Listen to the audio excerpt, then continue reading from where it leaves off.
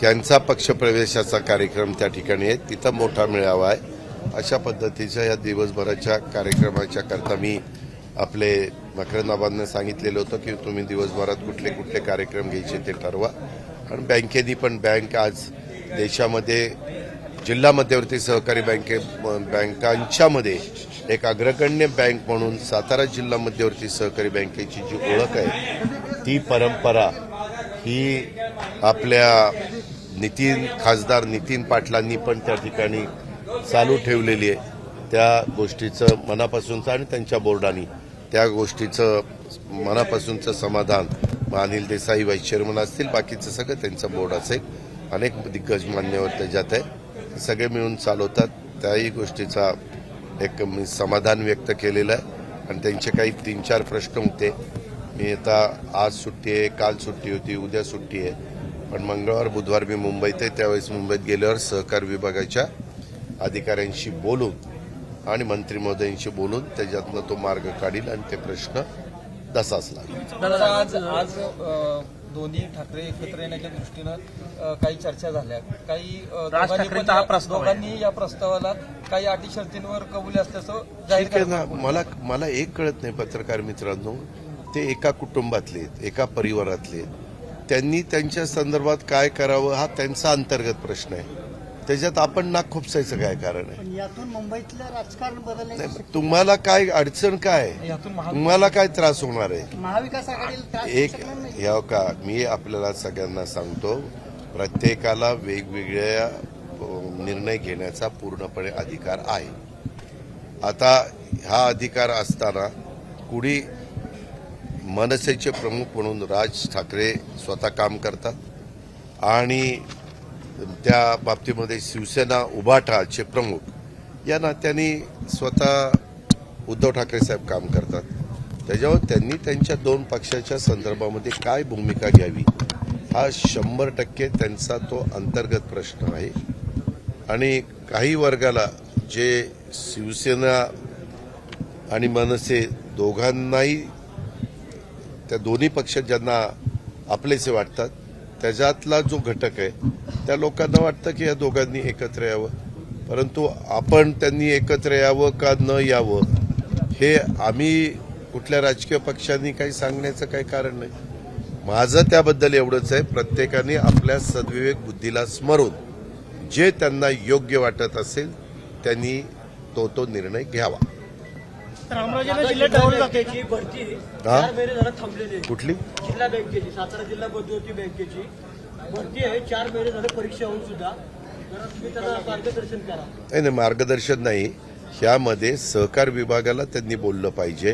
कारण सहकार विभागाने काही एजन्सी ठरवलेल्या आहेत की तुम्ही कुठल्या एजन्सीकडनं परीक्षा घ्यावी अशा पद्धतीनं त्यांचं मला वाटतं MKCL आहे, त्याच्यामध्ये नंतर राष्ट्रीयकृत बँकांची परीक्षा घेणारी जी इन्स्टिट्यूट आहे मला वाटतं तिचं एक नाव आहे, असं काहींचं नावं त्याच्यामध्ये आहे.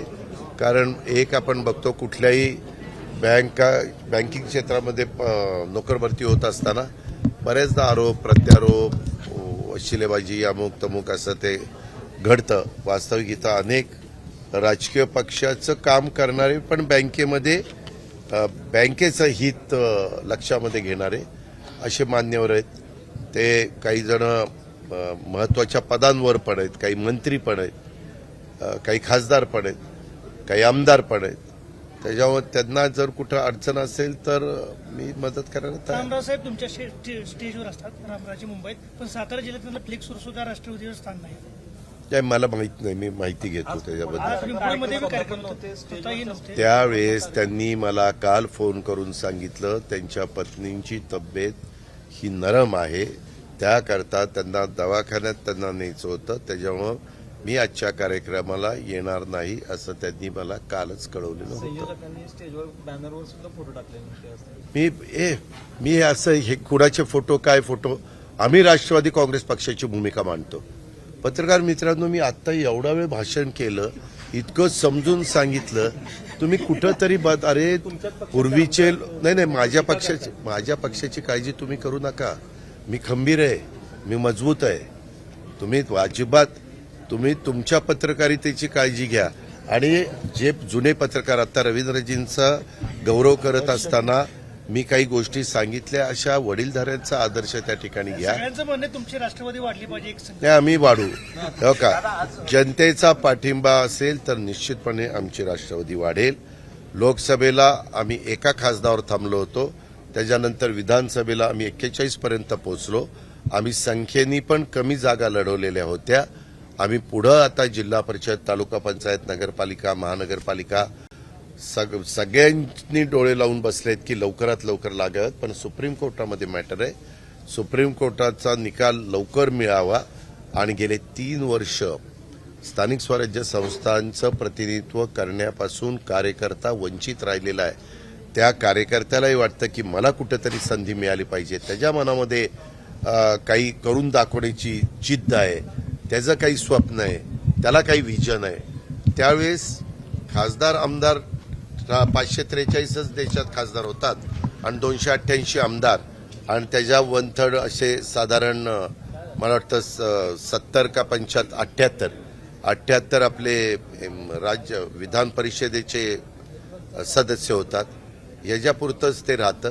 त्याच्यामुळे ह्या निवडणुका झाल्या तर अनेकांना नगरसेवक, नगरसेविका, झेडपी सदस्य, तालुका पंचायत सदस्य या पदांच्यावर काम करता येऊ शकतं आणि त्याच्यामुळे त्या झाल्या पाहिजेत.